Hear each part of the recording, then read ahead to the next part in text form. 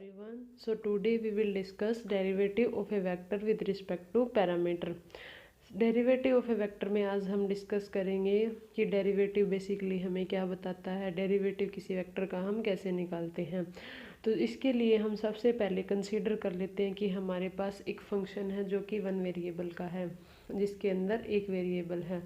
Then जो derivative है F of x, वो हमें क्या बताएगा कि जो हमारा फंक्शन है एफ ऑफ एक्स वो कितना जल्दी चेंज होता है जब हम एक्स की वैल्यू चेंज करते हैं। Derivative of F of x हमें क्या बताएगा कि जो फंक्शन है एफ ऑफ एक्स वो कितना जल्दी चेंज होता है एक्स की वैल्यू चेंज करने पर। इसके लिए सपोज कर लेते हैं हमारे पास दो ग्राफ है, x versus F of x. यहाँ एक्स की वैल्यू है, यहाँ एफ ऑफ एक्स है। एक ग्राफ ऐसा है और सेकंड है वो ऐसा है, इस टाइप का। देन जो फंक्शन की वैल्यू है वो ज़्यादा जल्दी चेंज किस में हो रही है, सेकंड ग्राफ में, और जो वैल्यू है वो कम चेंज हो रही है किसमें, फर्स्ट ग्राफ में। तो ये चीज़ हमें किससे पता चलेगी, डेरिवेटिव से, क्योंकि डेरिवेटिव हमें क्या बताता है, स्लोप देता है किसी भी ग्राफ का। अगर स्लोप की value D F by D x की वैल्यू ज़्यादा आ रही है तो मतलब वो फंक्शन है वो ज़्यादा जल्दी चेंज हो रहा है। अगर स्लोप कम है तो फंक्शन है वो चेंज होने में टाइम लग रहा है उसको।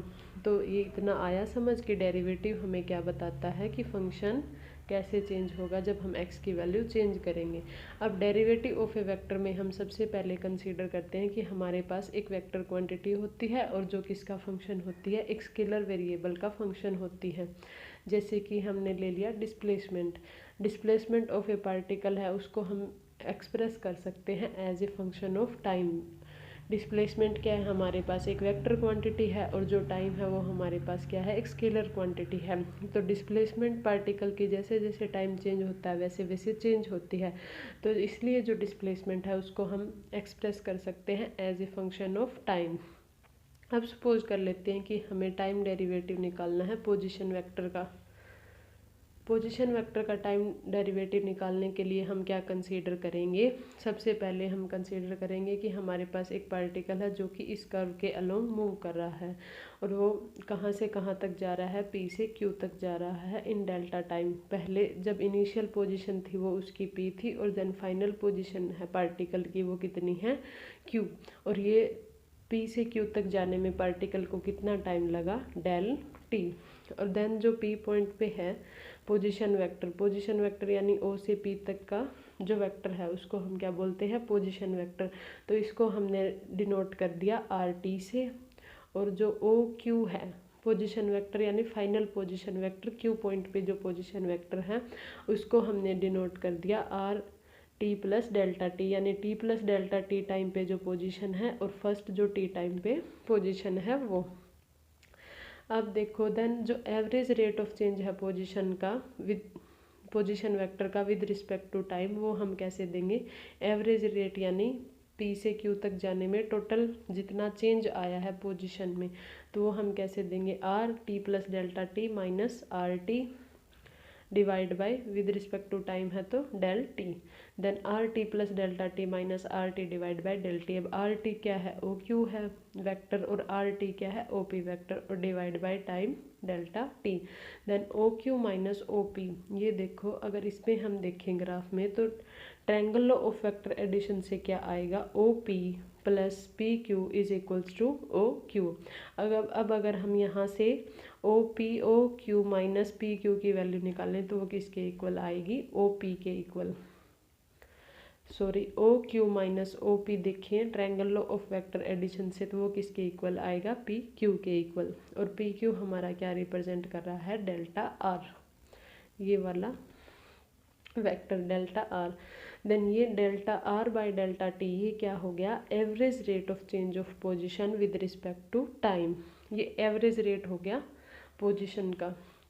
अब जब हमें क्या फाइंड आउट करना है, एक पर्टिकुलर पॉइंट के ऊपर पार्टिकल की पोजीशन क्या है या फिर पार्टिकल की वेलोसिटी क्या है। Basically delta R by delta T क्या रिप्रेजेंट करता है, average rate of position with position with respect to time क्या बताता है हमें, एवरेज वेलोसिटी। अब हमें मान लो एक पर्टिकुलर पॉइंट पे वेलोसिटी निकालनी है, तो उसके लिए हम क्या करेंगे, लिमिट लगा देंगे delta T tends to zero. अब limit delta T tends to zero होगा, then delta R by delta T किसके इक्वल हो जाएगा, D R by D T. Then ये क्या हो गया, rate of change of vector with respect to time. और ये हमें क्या बताएगा, एक पर्टिकुलर पॉइंट पी के ऊपर पार्टिकल की वेलोसिटी कितनी है, इस पॉइंट पी के ऊपर। और जो ये D R by D T है, ये इस पॉइंट के ऊपर क्या आएगा, टेंजेंट लाइन आएगी। तो ये बेसिकली एक तो क्या देगा, स्लोप की वैल्यू देगा, और सेकंड क्या देगा, D R by D T क्या होता है, rate of change of position with respect to time velocity होता है ना। तो पर्टिकुलर पॉइंट पी के ऊपर हमें वेलोसिटी की क्या वैल्यू है ये बता देगा। When delta T become smaller, Q approaches closer to Q point है वो क्लोजर आ जाएगा पी पॉइंट के, देन पी क्यू है वो क्या बन जाएगा, टेंजेंट बन जाएगा ट्राजेक्टरी ऑफ पार्टिकल की एट टाइम टी के ऊपर।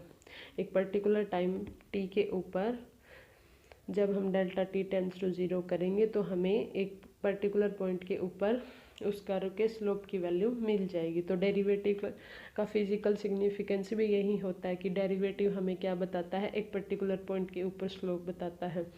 और ऐसे ही मान लो अगर हम इसका डबल डेरिवेटिव करें D by D T of D R by D T, then वो किसके इक्वल आएगा, D square R by D T square के इक्वल। और वो हमें क्या देगा, एक्सेलरेशन की वैल्यू।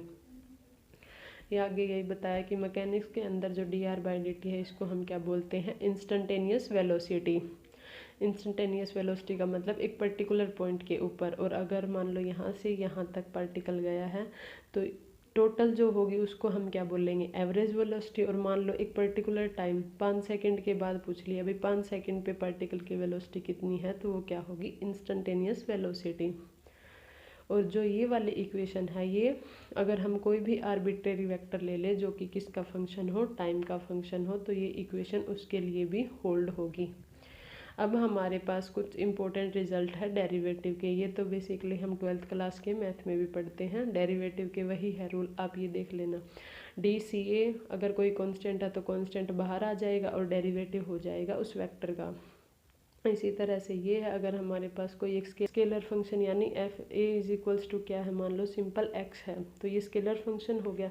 तो यहाँ अगर हमें ए और साथ में इसके एक वेक्टर दिया हुआ है, तो उसका डेरिवेटिव करना है, तो पहले फर्स्ट ए का डेरिवेटिव और A vector as it is, then A का डेरिवेटिव और ए एज इट इज़ और D A by D T. ऐसे ये सेकेंड रिजल्ट है। Then A dot B, A cross B, A dot B का करना हो तो ए का डेरिवेटिव डॉट बी का प्लस में A dot D B by D T. ये तो डेरिवेटिव के रूल है, ये आप देख लेना। ये इम्पोर्टेंट रिजल्ट है। इफ़ वेक्टर फील्ड है हमारे पास A is equals to E vector X Y Z का फंक्शन है, देन उसका डेरिवेटिव डी ई किसके इक्वल होगा, curly E by curly X D X, curly E by curly Y D Y plus curly E by curly Z D Z. ये मैं आगे next class में पढ़ेंगे कि कैसे आएगा। अगर कोई 5 स्केलर फंक्शन है, देन उसका डेरिवेटिव इसके इक्वल होगा। अगर ए डॉट बी क्रॉस सी है, तो उसका डेरिवेटिव हम कैसे करेंगे, सबसे पहले ए का derivative B cross C as it is, then A dot D B by D T cross C. पहले हम बी का डेरिवेटिव निकालेंगे सी के रिस्पेक्ट में, देन उसका सी के साथ में क्रॉस करेंगे, और देन जो रिजल्ट आएगा उसका ए के साथ में डॉट प्रोडक्ट। देन फिर first as it is, second function भी एज इट इज़, और डेरिवेटिव करेंगे सी वेक्टर का डेरिवेटिव करके देन उसका बी के साथ में क्रॉस करेंगे, और देन जो रिजल्ट आएगा उसका ए के साथ में डॉट प्रोडक्ट करनी है, और इसी तरह से A cross B cross C हो जाएगा। सो आज का लेक्चर इतना ही। Thank you. अगर वीडियो पसंद आए तो लाइक करें, चैनल को सब्सक्राइब करें।